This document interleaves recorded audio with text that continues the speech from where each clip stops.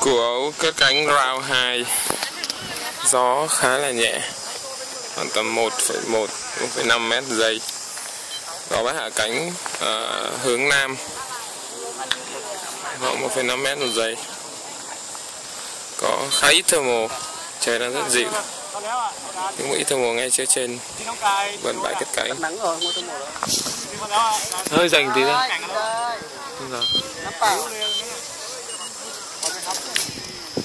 Điều kiện rất thuận lợi để cất cánh. Black.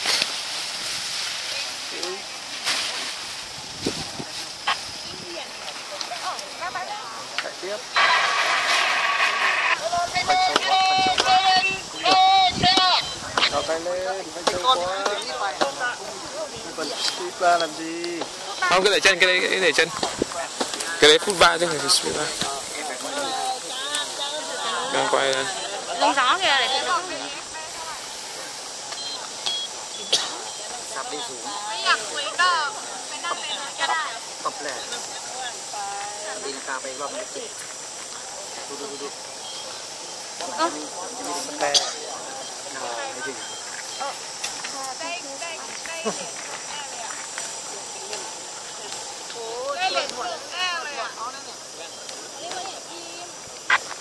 Đấy, vẫn có một ít lên đấy. Rất nhiều mây.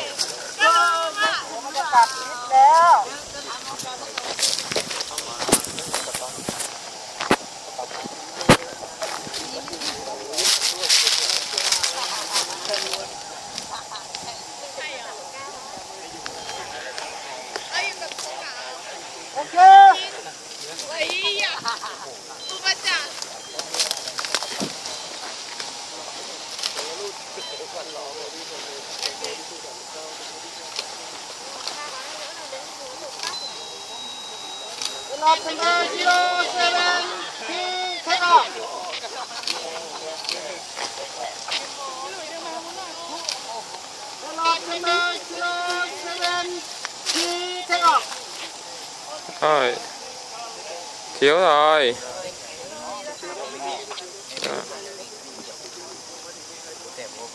Kéo xuống tí, kéo xuống tí, kéo xuống tí.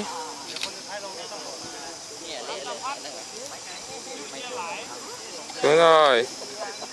Trúng tâm rồi, trúng tâm rồi, trúng tâm rồi, trúng tâm rồi. Trúng tâm rồi, trúng tâm rồi.